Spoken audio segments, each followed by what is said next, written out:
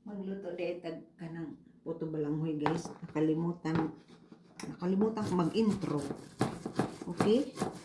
Puto balanghoy. Ato ni siyang magdaron kay para makahimo ka o puto balanghoy. Pagkatapos na magadgad nito guys, kailangan natin itong pigain mabuti. Kailangan natin itong mapigang mabuti para wala yung kanyang katas, dahil ito pong nabili natin ay frozen.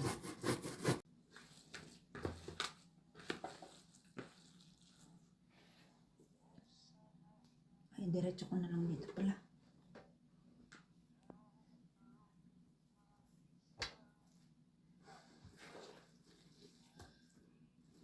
Ang ganda ng lampin ko, no? Kakaiba yan lampin ko.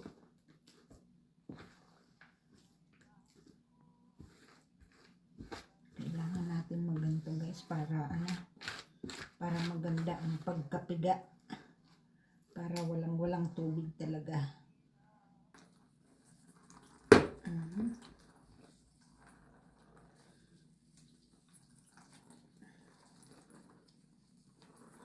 Kanang murara kag naglaba guys ba, oh. Murara kag nasuwan ko itong pagbablog eh. Edi tuloy na. Nanang patumpik-tumpik pa. Tuloy na natin yan.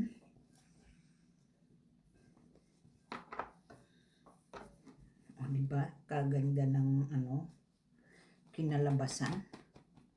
Kumuha ko ng konting dahon guys kasi mas masarap ang puto pag merong dahon. Kaya lang frozen siya. Lagay natin sa microwave. Kini na lang atong buhaton, so ato na ning lagyan og butangan na natin asukal. Ang kining atong base butangan na ni nato og asukal niya. Maglabs ta guys kay natay operahan. Charot. Yan. Tapos na po natin ang ating tawag nito, dahon. Kay bawaning kantaha, mitubag ang tunga-tunga ay manang ayaw pagsaba. Hoy, kinsay kay bawa atong kantaha be? Isa daw ang tiil o kamot. Ibaw mo anang kantaha guys. Kadungog bang ko anak kantaho na siya sa ako ang mga kuan sa una.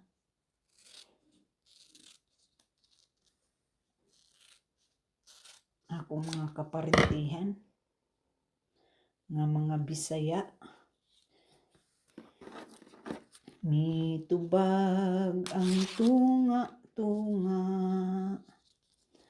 ay manang ayaw pagsaba.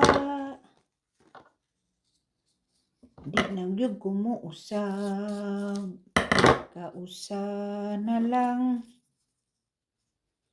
Di na daw siya mo usab guys, kausa na lang. Ayaw ba? Ay kung si uhahay na uhahay. Mag-ayaw ba lang tani eh? Ayaw ba? Okay guys. Dire na lang nako siya buhaton. Dire na lang kay para kuan niya. Utang lang ginha. Diba? Timpla na tayo guys. Tapos habang nagtitimpla tayo, iniready na muna natin ang ating mainit na tubig. So lalagay na natin ang buko.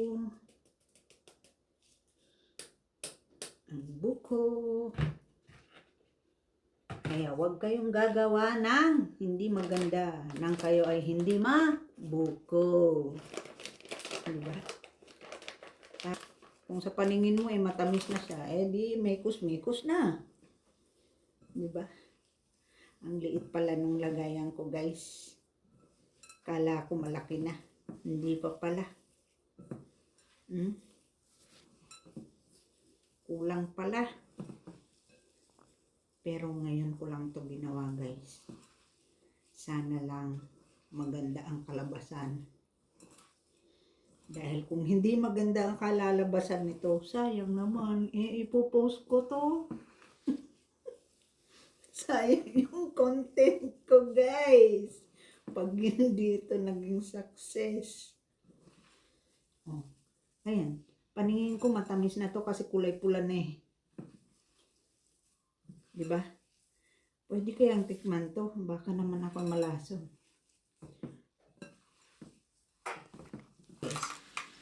Ato ang base. Anya ato na siyang bukagon. Kay para inig kaluto, bukag po siya.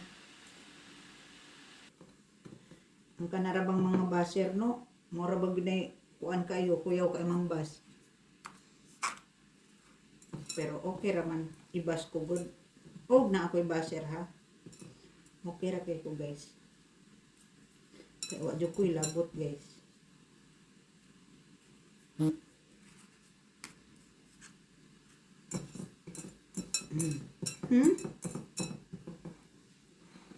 Murag ako na lang yung hotdon tanan tingali. Kaya namin sobra pa man. Ako na lang tingali yung idungag-dungag. Oy, kay dungagan na lang ni nako. Kay aron mahuman na ni siya tanan sa usara ka sa alangan. Usara ka unsa ni moldehan. Unya guys, watan ninyo maluto ni ha. Okay guys, ibutang na nato dire para maisalam na kay nagbukal na ang atong tubig. Okay. Okay. Unya nagbutang tag unsa na.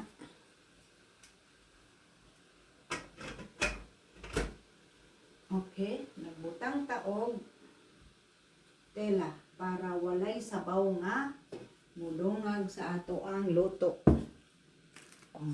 Ito, second batch. Pwede rin naman siyang isabay guys. Para isang salangan lang siya. Check natin guys. Check natin guys. 1, 2, 3, go! O diba? Tingnan nyo guys. Ilang minuto pa lang yan guys. Oh. Okay na ba? Okay na ba? Tingnan natin ang sa ilalim kung okay din ba. Ayun oh. Ay, natumuan ng tubig. Okay.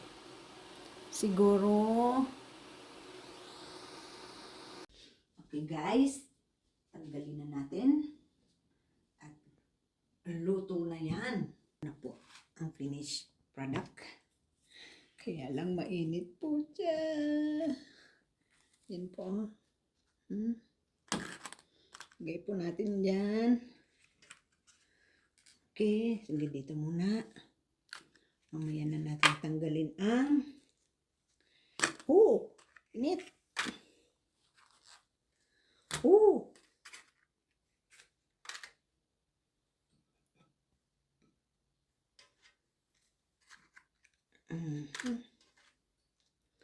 Masyadong mainit guys. Parang yung relasyon nyo.